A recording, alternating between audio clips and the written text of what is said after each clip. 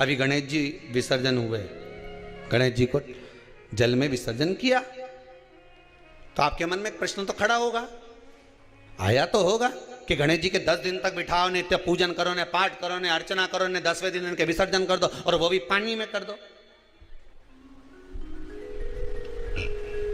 पानी में विसर्जन करो। तो ये कहां लिखा कि जल में विसर्जन करो? श्रीमद् भागवत पुराण की रचना जब वेद व्यास जी महाराज करने के लिए बैठे, वेद व्यास जी ने सुखदेव जी से कहा कि मैं मंत्र बोलूंगा, मैं श्लोक बोलूंगा, इसको लिखेगा कौन? तो सुखदेव जी ने बोला गणेश जी से विनती करो। गणेश जी से कहा कि आप लिखोगे? गणेश जी बोले मैं लिखने को तैयार हूं, पर बोलते बोलते तुम रुक गए तो मैंने भी लिखना छोड़ दूंगा, उसके बाद मैं भागवत को विराम दे दूंगा, मैं आगे नहीं लिखूंगा। अब वेद व्यास जी बड़े चक्कर में पड़ गए, क्या करें?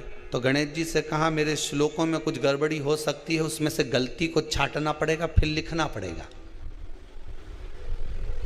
कितना सुंदर संबोधन श्री वेद व्यास जी ने कहा कि मैं जो श्लोक बोलूंगा आपको लिखने के लिए है, उसमें मैं कुछ गलती करूंगा, उस गलती को छांटना है, तब श्लोक लिखना है। क्यों कहा वेद व्यास जी ने ये बात?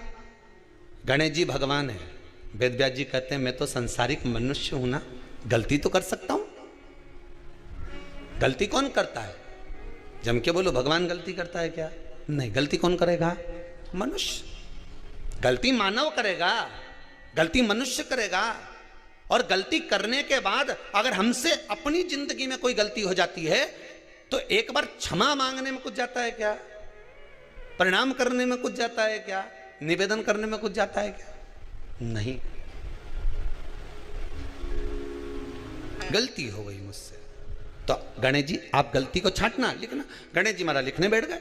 लिखते लिखते लिखते लिखते 10 दिन हो गए गणेश जी महाराज को। शरीर में ताप पड़ने लगा गणेश जी महाराज के। वेद व्यास जी ने गणेश जी के हाथ का स्पर्श करा तो शरीर तो तप रहा था। वेद व्यास जी ने वहीं पर श्रीमद् भागवत के श्लोकों को विराम दे दिया। अब नहीं बोले।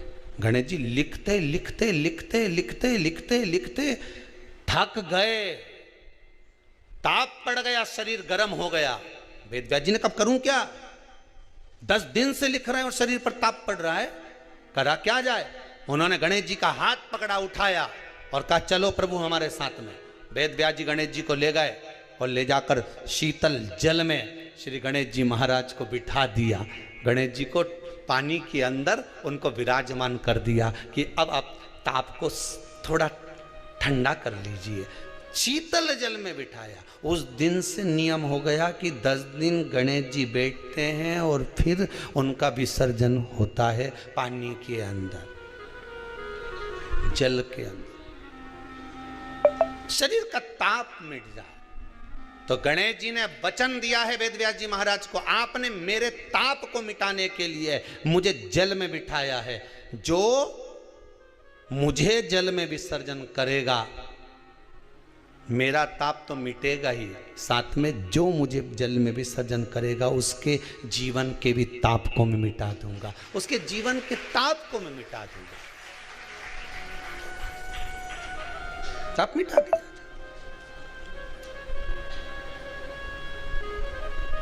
पर करो गणेश जी का विसर्जन, मना नहीं है हो, पर अच्छे से करो रे हो।